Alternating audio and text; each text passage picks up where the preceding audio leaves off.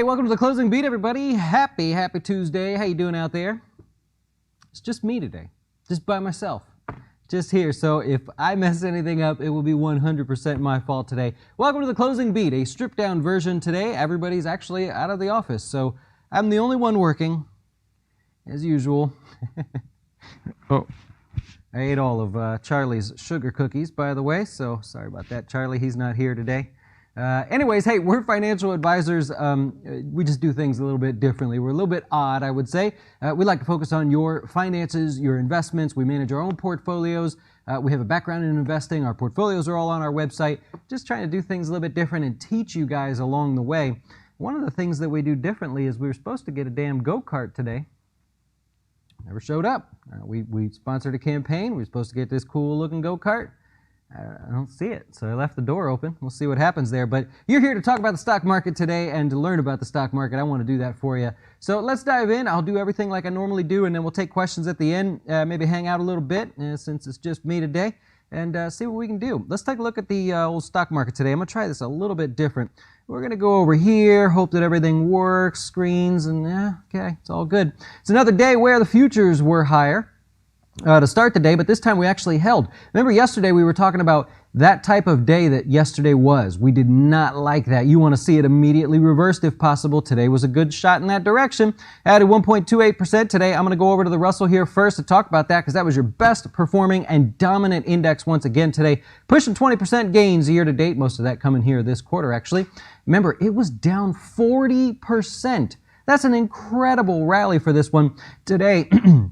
Excuse me, today it was a broad rally actually that encompassed the whole area there. Small cap growth, small cap value, and small cap index all did well. Large caps were the ones that actually held back just a little bit today. Not too big of a deal, but that's what you got going on there. If we go over to the Dow here, there you go, third place, up over, over 1% on the day today. It's up 8% year to date, most of those gains coming here in the last quarter as well. If you're looking inside of there, you're going to see Apple, your biggest contributor overall. We talked about this waking up, right? It woke up, and what happens the second it moves above any technical resistance? Excitement. You got volume above average there. You got a nice breakout, a solid close at highs today. So that was one of your biggest contributors. And Goldman Sachs, well, financials in general, but Goldman Sachs today, the other bigger contributor in the Dow. If we move on over to the NASDAQ, we are headed to 50% gains year to date. I'm not saying that it's going to do that. I'm saying it at the moment, right? We were up over 40%. Next stop, 50. You get what I'm saying. Anyways, Apple responsible for half of those gains today. In the NASDAQ, you got 1% gains. Apple responsible for over 0.5% of all the gains that you see today. I also want to point out semiconductors. Oh, nope. Skyworks in the mix. Good day today, up 4%. Semiconductors just had a good day. ASML almost hitting new highs there. AMD and others like Xilinx did well. AMD breaking a new highs. Semiconductors, or the SMH, if you want to take a look, has just been on fire. Real strong rally there. Consistent, clean rally for helping out semiconductors and the NASDAQ in general. So I just wanted to point that out. We got the S&P up over 15% year to date, and that's going to be today because of Apple and other banks in there. You got Wells Fargo had a good day today, trying to come off of those lows. JP Morgan doing well, also not quite erasing all of yesterday intraday losses, but still not bad. Bank of America up 1.5%.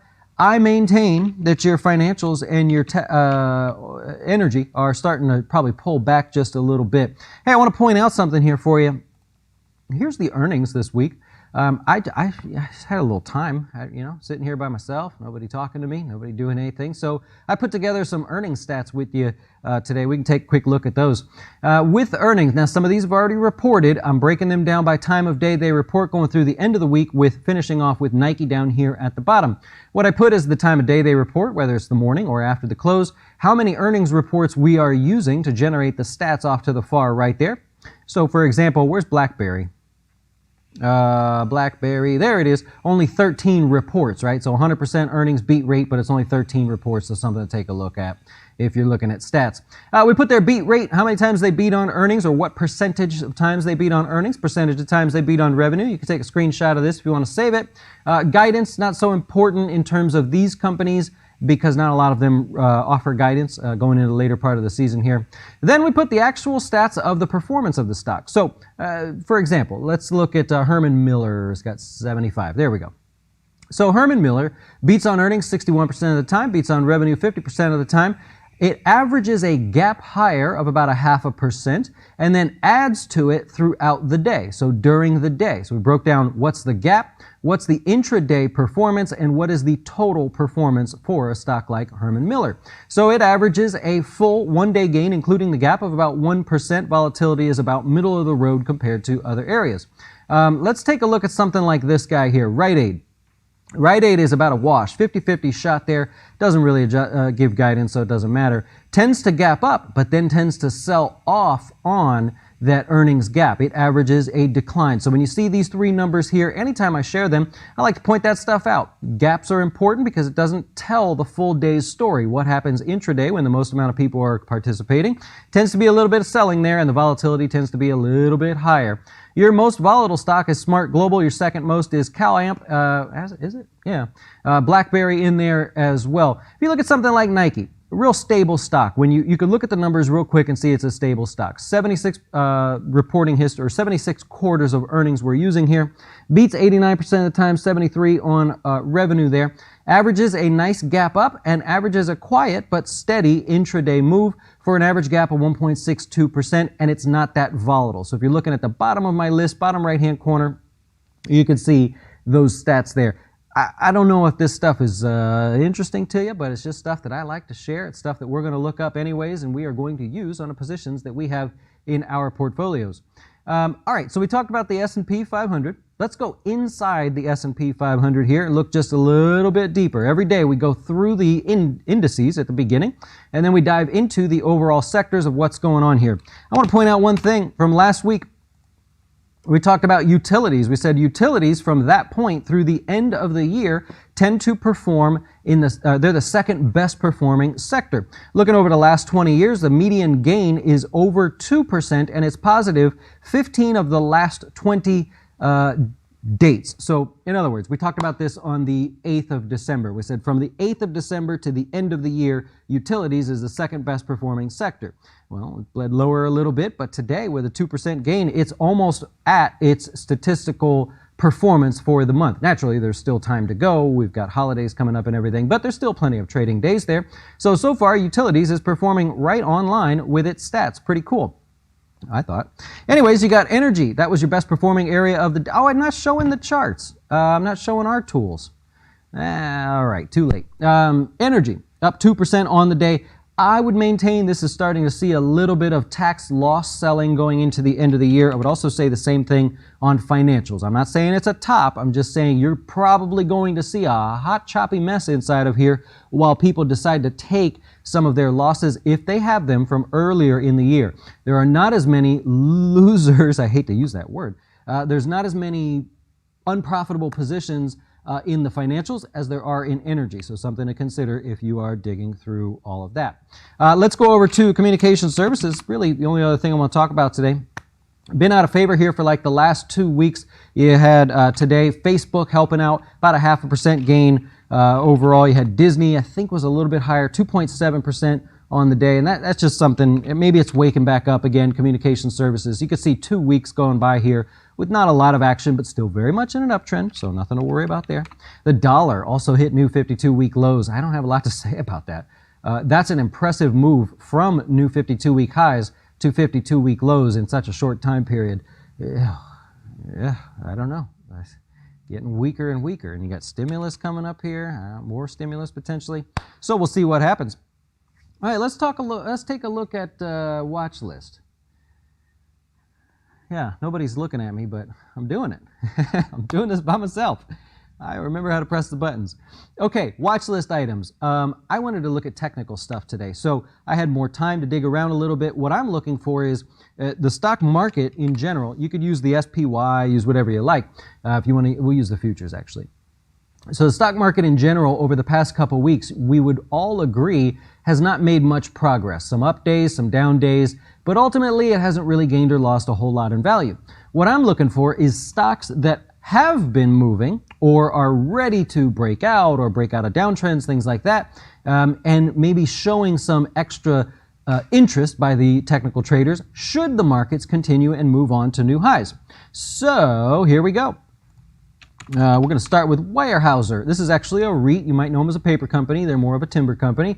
But this one is already on the move, right? So it doesn't need the market. It's doing its own thing. That's the kind of thing that gains momentum if the stock market starts to wake up. You got Lowe's.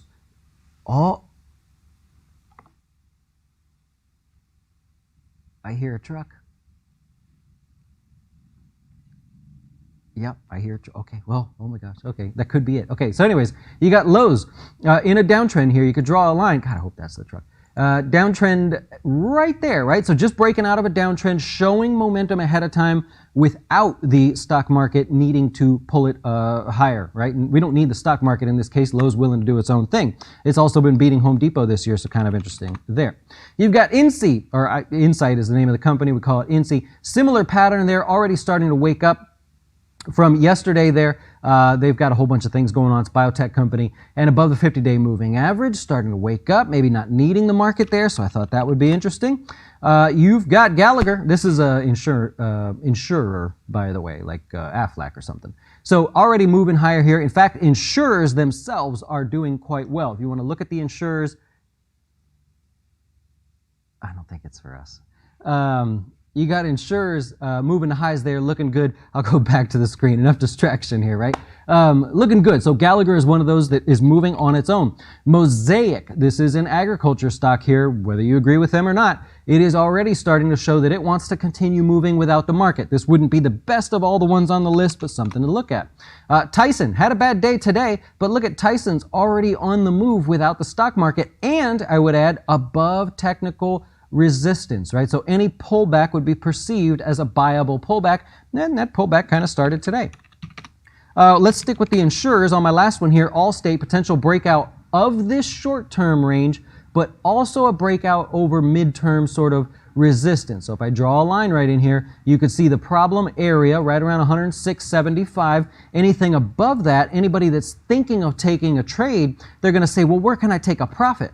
Your next profit target is all the way up here. So it won't go there overnight, but $125. That makes you say, well, I'm risking a couple dollars to make all the way up here to this 125. All right, I can make sense of that. Something you can get excited about. And that's really I always try to give you 7 stocks on the day. Those are 7 stocks on the list. And, it sounds like the truck's driving away.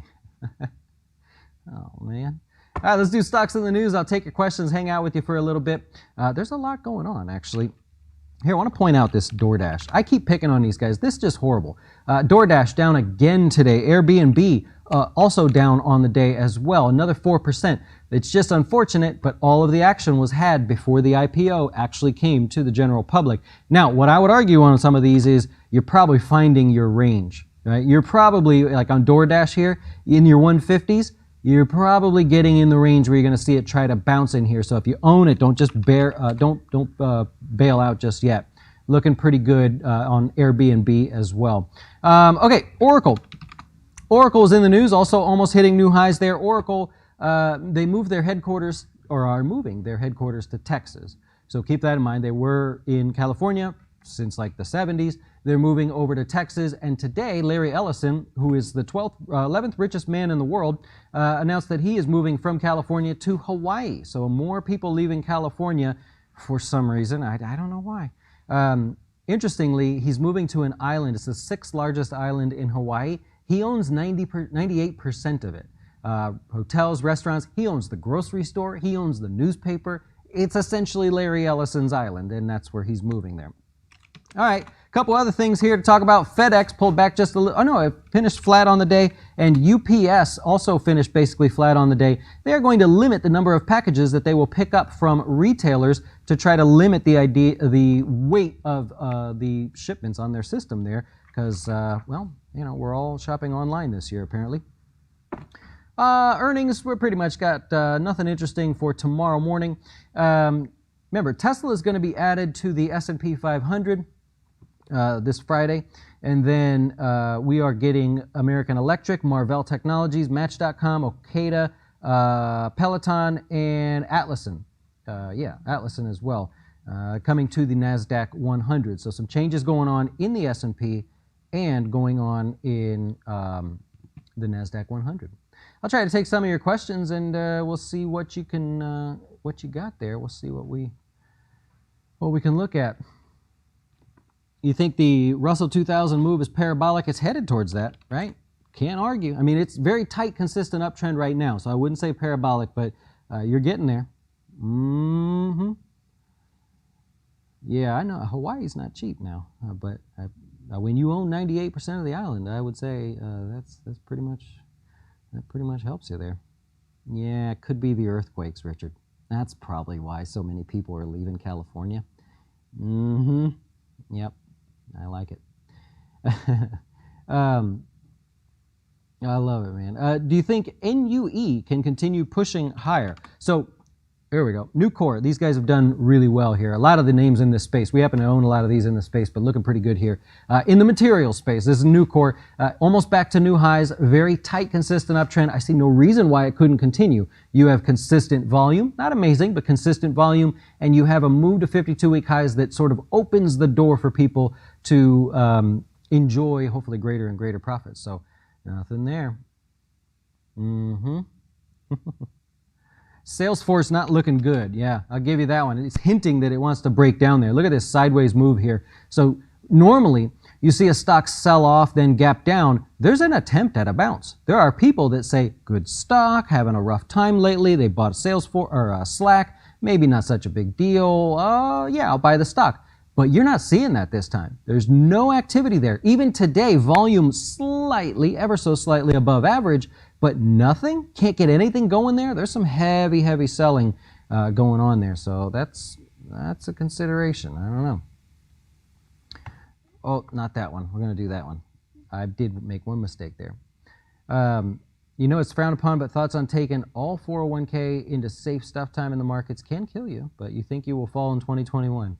So that's what people always say. They say it just like that. I know I'm not supposed to time the market, but hey, I think the markets are going to fall, so let me do that and time it. So hopefully that kind of answers your question there. It's always prefaced with that. So I mean, it's your choice, right? That's what you have there. What we're doing in our portfolios, if you're interested, is we have about 20% cash, and we may even go to a little bit more. Now, we don't do that willy-nilly and just say, let's go to cash. What we have, our aggressive funds are outperforming the market and have been. So that's with 20% cash. So we're able to justify going to a little bit more cash because the performance keeps up. If you can say that in your 401k, I'm not bragging or anything, but if you can say that in your 401k, then you can afford to take some of that and move it a little bit safer, whatever percentage it may be. So that's how I would measure things. If your goal is to perform or outperform the market or whatever you're doing, then as long as you're on track with that goal, if you can reduce cash and still stay at that goal, or maybe just right in there somewhere, that's kind of how you can time the market without hurting yourself, hopefully, would be the goal there. Baidu in the news today. Yeah, they're going to look at self-driving cars. Stock took off. 14% gain on the day on Baidu. The news there is that I think it was Reuters that said they're looking to move into producing electric vehicles. So another one into the pile of companies that are doing that. Investors love it. Obviously, they have a lot of cash to do that. And 14% gain on the day. Can't say that for the other ones that have been a little bit weaker. Pinduoduo yesterday. Completely different company, I understand that. But the weakness from something like Pinduoduo, JD.com continuing to shift a little bit lower. YY got beaten down today. It's been kind of volatile lately. So Baidu stole all the excitement there. Maybe some selling on the rest of those and moving on over to Baidu. Chewy.com, yeah, actually Cody did a cool post on that in the research site. I got to do it. If you're a research, if you want to be a research member, jazzwealth.com/research. If you want to check it out, it's $13 a month. If you're not a customer, it is free for customers. Every single thing we do is free for customers and always will be. But a lot of people like the research. We're going to do it anyways, so we like to share that with you as much as we can. And so really inexpensive. I mean, the research sites are really, really expensive out there. And I just thought it'd be fun to put that together for those of you that like to take the stats a little bit further. Would you be willing to reveal if any Jazz funds have Tesla? No, we almost, I can say that. We don't own it. We have considered owning it in the past. Volatility has been the issue. Remember, we don't pick stocks because we think well, I mean, we hope they all do well, but we don't pick a stock because we have a belief that it'll be a high flyer, a great stock. If that's the case, we can put it in there, but it can't affect our volatility, and we just couldn't find a way to make it work earlier in the year. So admittedly, right, that's a loss, right? We could have obviously had better gains there. We're still very happy with the performance, but we couldn't get it in there with the volatility where it was at the time. So it's always on our radar. It has to be, I think, but just couldn't make it happen. You like Alibaba as a buy today? I like it a little closer to the 200. Can you get it under 250 maybe? I think you'd see some excitement there. Maybe today people jump in the gun just a little bit, but maybe a little bit more. If you could get a washout kind of a day that puts you closer to the 200, I think Alibaba would look good. Oh, I don't know about 220. 220, I see your support. Your markets would just sort of, you know, I don't want to say collapse, but have an aggressive sell-off. Maybe, but I don't see 220 in the short term. Under 250, I think you'd be happy starting a position there. Yep. What else do we have here? Oh, a private equity company. Wells Fargo looking to sell off their asset management company. We offered to buy it, but we didn't have enough money. So that's how that goes sometimes. All right. No go-kart. But there should be a go-kart here soon. If you're curious which one it is, we got the 9Bot Pro from Segway. We sponsored their Indiegogo campaign. This thing is awesome. Why is a financial advisor buy a go-kart? It's because we had a prop budget. We didn't spend the prop budget, and we wanted a go-kart. So, we spend all of our money on data and building software internally here for our customers, and we had a little room left over. We said, buy a go-kart, right? So, waiting on a go-kart, just so you know. All right, have a great rest of your day. I got it right. I sort of did it. We made it happen. We'll be back tomorrow to do this the normal way, looking good and fresh like we always do. Have a great rest of your day. Thank you so much for watching and supporting us there with the thumbs up and the subscribe button, and adios.